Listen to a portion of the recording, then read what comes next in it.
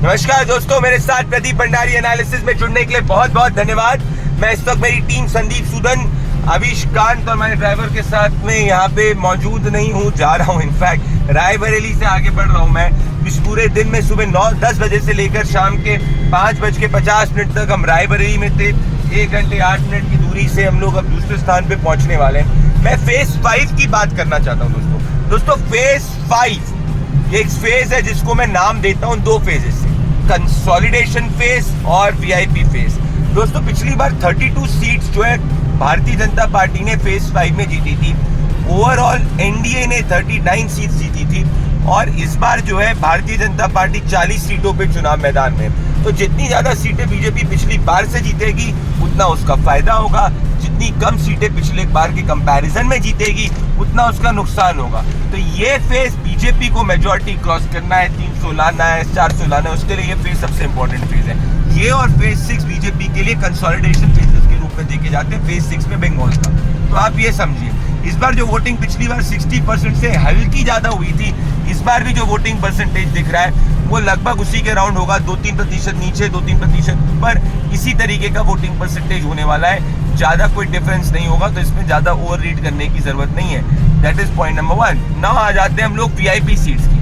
दोस्तों वीआईपी इसलिए क्योंकि राजनाथ सिंह से लेके ऐसे लोग जिनको नेशनली लोग जानते हैं, तो राजनाथ सिंह से लेकर राहुल गांधी, स्मृति ईरानी, चिराग पासवान, पीयूष गोयल, तमाम नेता जो हैं वो चुनाव मैदान में हैं। मैं एक एक करके वीआईपी सीट्स की बात करना चाहता हूँ। दोस्तों सबसे पहली मैं बात करूंगा रायबरेली की। दोस्तों रायबरेली की सीट के अंदर एक सॉलिड एंटी इनकम्बेंसी है, परंतु उसके साथ में जो कास्ट कॉम्पोजिशन है जिसमें 11% ब्राह्मण, 9% राजपूत, 7% मुस्लिम, 7% यादव वोट, 25% एससी वोट और 25% नॉन यादव ओबीसी वोट जो है, ये सब का सब वोट की समीकरण में कांग्रेस पार्टी को एक बेस का सपोर्ट मिल जाता है 15% वोट का यादव और मुस्लिम का, जो ज्यादा कांग्रेस की तरफ जाता हुआ दिख रहा है। एक बात स्पष्ट मैं कर दूं, मैं कोई एग्जिट पोल नहीं कर रहा हूं, ये मेरा एनालिसिस है। एग्जिट पोल जन की बात का जून 1 को आने वाला है सभी टीवी चैनल्स के ऊपर। अब मैं बात करूं, इसमें एक बेस वोट पड़ रहा है। बीजेपी ने एक स्थानीय उम्मीदवार को टिकट दिया है, वो स्थानीय उम्मीदवार गांव का चप्पा चप्पा घूम रहे हैं, उनका एक बेस वोट भी वहां पे मेंटेन्ड है, परंतु उसके साथ में वो इतना इनफ नहीं है कि जो गांधी परिवार का यहाँ एक लॉयल बेस वोट रहता है। लोगों को यहाँ पे लगता है कि भाई गांधी परिवार के कारण रायबरेली को लोग देश भर में जानते हैं, बेशक काम ना हो रायबरेली में। तो ये यहाँ पे लोगों का एक्नॉलेजमेंट है कि जैसे बनारस में काम हुआ ऐसे रायबरेली में काम नहीं हुआ, बट जस्ट गांधी परिवार की जैसे सीट को जाना जाता है। राहुल गांधी का गढ़ नहीं है, गांधी परिवार का गढ़ है। उसका गढ़ की स्थिति कमजोर होती गई है 2009 से लेके आज तक ये स्थिति कमजोर होती गई है और 50% से ज्यादा वोट पे आ गया, जहाँ एक समय में गांधी परिवार 70% से जीतता था।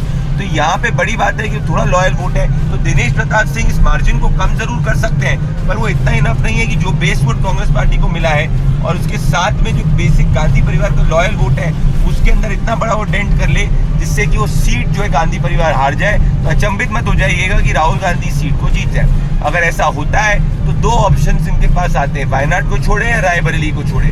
जितनी मेरी समझ कहती है, जितना मेरा राजनीतिक समझ कहता है, मेरे उसके हिसाब से रायबरेली को नहीं छोड़ेंगे, वायनाड को छोड़ेंगे, कि वायनाड में मुस्लिम वोट को इनको समझाना बड़ा आसान होगा और एक मैसेज भी देना होगा कि देखो अगर हिंदी हार्टलैंड में राहुल गांधी को रीलॉन्च करना है 53rd 54th टाइम, तो उनको रायबरेली में उनको रहना पड़ेगा। ये एक मेरा समझ कहती है। अब मैं रायबरेली से बढ़ना चाहता हूँ अमेठी की तरफ, जो 1 घंटे 30 मिनट दूर है रायबरेली से। अमेठी के अंदर स्मृति ईरानी का काम, प्रधानमंत्री नरेंद्र मोदी का साथ में मैसिव अपील और इसके साथ में बीजेपी की सॉलिड प्रेजेंस ग्राउंड पे दिखती है। यहाँ पे जो कांग्रेस पार्टी ने टिकट दिया है, शर्मा जी को टिकट दिया है, वो उनकी रायबरेली में बहुत सॉलिड एंटी इनकम्बेंसी है, परंतु कांग्रेस अमेठी के अंदर जो है यहाँ पे वो इतना कोई बड़ा चमत्कार नहीं कर पा रहे कि उस सीट को विनिंग सीट के अंदर कांग्रेस की कन्वर्ट कर पाएंगे। तो जितनी मेरी समझ कहती है यहाँ पे ये सीट पे कांग्रेस पार्टी के बजाय भारतीय जनता पार्टी ठीक करती हुई दिख रही है। अब इसके साथ में मैं बढ़ना चाहता हूँ तीसरी सीट के ऊपर, वो है तीसरी सीट है लखनऊ की सीट। ये भी उत्तर प्रदेश की अगर मैं बात करूँ, यहाँ से राजनाथ सिंह चुनाव मैदान में है और ये यहाँ पे पहले लखनऊ सेंट्रल के एमएलए भी रह चुके हैं। लास्ट बार राजनाथ सिंह 2 बार से जीते, 14 और 19 में। यहाँ पे 15% ब्राह्मण, 12% राजपूत, 12% कायस्थ, 22% मुस्लिम और 25% दलित वोट आता है। और यहाँ पे बड़ी बात है कि 2 फैक्टर्स काम कर रहे हैं। एक तो प्रधानमंत्री नरेंद्र मोदी का सभी जातियों के अंदर काम के जैसे वोट, और साथ में राजनाथ सिंह का भी खुद का एक लॉयल वोट लखनऊ के अंदर बिल्ड हो गया है, क्योंकि लोग कहते हैं कि राजनाथ सिंह उनके नेता हैं, तो इसीलिए यहाँ पे ये दोनों फैक्टर्स काम कर रहे हैं। मुंबई नॉर्थ की अगर मैं बात करूंगा, जहाँ से पीयूष गोयल चुनाव मैदान में उतर रहे हैं, ये वो सीट है दोस्तों जहाँ से भारतीय जनता पार्टी पिछली बार 80%, 70% से ज्यादा वोट मार्जिन से जीती थी। यहाँ पे 2 फैक्टर्स काम कर रहे हैं। पहला, लोगों को लगता है कि पीयूष गोयल जी के आने से कॉन्स्टिट्यूएंसी का जो विकास है वो इसमें एक्सपोनेंशियल ग्रोथ आ जाएगी, क्योंकि वो प्राइम मिनिस्टर नरेंद्र मोदी की वोटिंग के हिस्सा है। दूसरी, इसके साथ में जो यहाँ पे मारवाड़ी, गुजराती तमाम पॉपुलेशन बहुत सॉलिड है, जो लॉयल बेस बीजेपी का रहा है, और महिला और यूथ का सपोर्ट के अंदर बीजेपी का वोट बेस काफी सॉलिड है। इन सब कारणों की वजह से मुंबई नॉर्थ की सीट एक तरफा पीयूष गोयल की तरफ मेरे एनालिसिस के हिसाब से जाती हुई दिख रही है। बार बार कहूंगा, ये एग्जिट पोल नहीं है।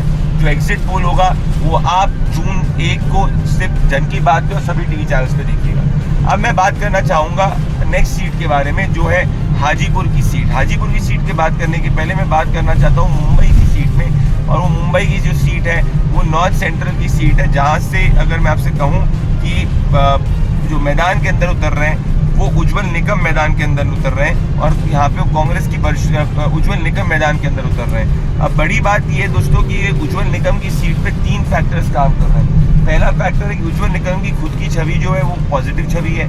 उसके साथ में उनको एक लोग देखते हैं कि 26/11 के अंदर उनने आतंकवादी कसाब के खिलाफ सबूत इकट्ठा करने में और केस लड़ने में बहुत अहम भूमिका निभाई थी। दूसरा, प्रधानमंत्री नरेंद्र मोदी का यहाँ पे रोड शो हुआ है, रैली हुई है, इसके कारण काफी फर्क पड़ा है। तीसरा, पूनम महाजन का खुद का भी यहाँ पे काम देखने को मिला है। तो बेशक 4 लाख मुस्लिम वोट है इस कॉन्स्टिट्यूंसी में, पर ये 4 लाख मुस्लिम वोट होने के बावजूद ये कॉन्स्टिट्यूंसी के अंदर काउंटर कंसोलिडेशन होते हुए दिख रहा है, और पीएम मोदी का भी बड़ा इम्पैक्ट हो रहा है। साथ में देवेंद्र फडणवीस ने काफी ज्यादा तरीके से इस कॉन्स्टिट्यूंसी को माइक्रो भी मैनेज किया है। तो यहाँ पे बेशक मार्जिन जो होगी वो ज्यादा बहुत भयानक नहीं होगी, पर बीजेपी का अच्छा ग्राफ देखने को मिला है। साथ में बात करना चाहता हूँ हाजीपुर में एनडीए के चिराग पासवान एलजेपी के अध्यक्ष चुनाव मैदान के अंदर है, और हाजीपुर की सीट के अंदर उनके फादर का भी एक वर्चस्व और गढ़ है।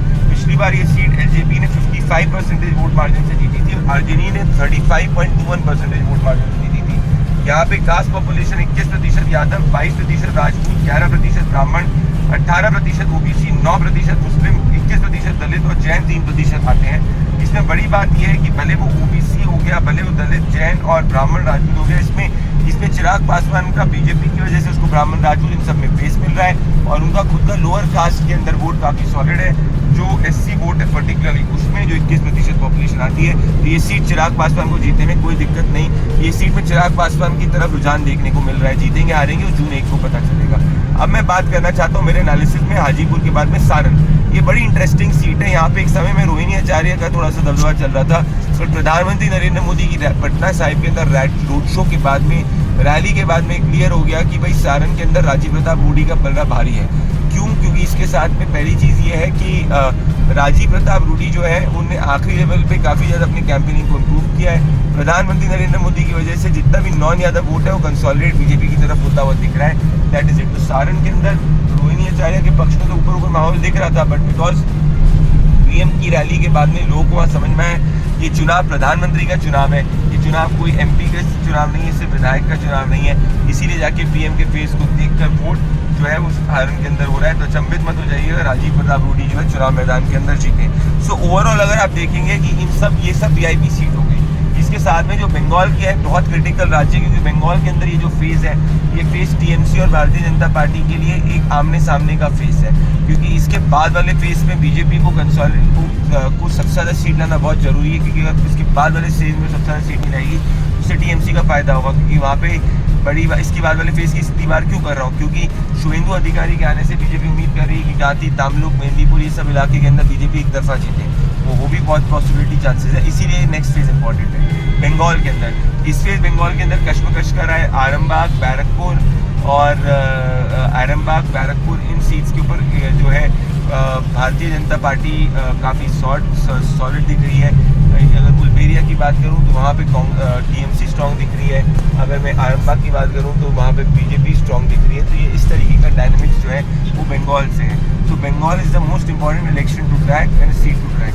उड़ीसा की अगर बात करेंगे तो उड़ीसा में अमित शाह ने कहा है कि उनका नंबर जो है वो 117 सीट लाने उड़ीसा में उनका नंबर जो है वो 17 सीट लाने का है लोकसभा वाइज में, और कई बीजेपी के लीडर 18 कह रहे हैं। तो बीजेपी की उड़ीसा से बहुत बड़ी उम्मीद है और बहुत सॉलिड उम्मीद है। तो इसीलिए अगर आप देखेंगे कि जो उड़ीसा है, उड़ीसा के अंदर पीएम का अपना स्पेशल फोकस भी दिया है। तो इस फेज़ के अंदर जो सीट जा रही हैं, ये फेज़ में बीजेपी का ऑब्जेक्टिव है 95% से ज़्यादा सीट्स जो है वो जीते। उड़ीसा में ग्राउंड पे लोगों का सेंटिमेंट ये है कि लोग अभी एक्नॉलेज करने लगे हैं कि मेजॉरिटी जो वोट है उस स्टेट गवर्नमेंट नहीं, प्रधानमंत्री नरेंद्र मोदी की सेंट्रल गवर्नमेंट वोट कर रही है। तो ये हो गया उड़ीसा की बात, बंगाल की बात, उत्तर प्रदेश की बात। और उत्तर प्रदेश के साथ में मैंने आपसे जो उत्तर प्रदेश की बात और उसके उत्तर प्रदेश के साथ में हमने बाकी राज्य की भी बात करी है। So this is the overall genesis of phase 5। सो बड़े टेक अवेज क्या है? बड़ा टेक अवे नंबर 1 ये है कि जो फेज 5 है, फेज 5 के अंदर बीजेपी को कंसोलिडेट करना ज़्यादा निभा रहे हैं।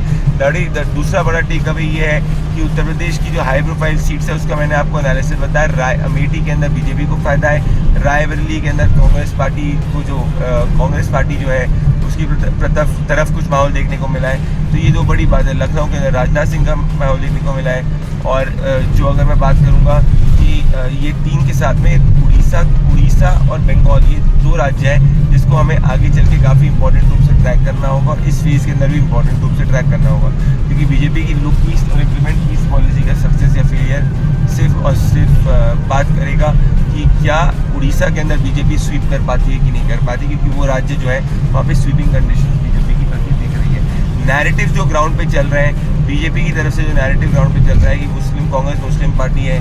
दूसरी चीज़ ये चल रहा है कि अगर आप देखेंगे ओवरऑल कि ये सबसे बड़ा नैरेटिव है। उसके साथ में एक और नैरेटिव प्रधानमंत्री नरेंद्र मोदी का चल रहा है कि पीएम मोदी यहाँ पे विकसित भारत की बात कर रहे हैं, परंतु यहाँ पे कुछ रैलीज़ में, कुछ ग्राउंड्स में उन्होंने क्राउड बढ़ा दिया है।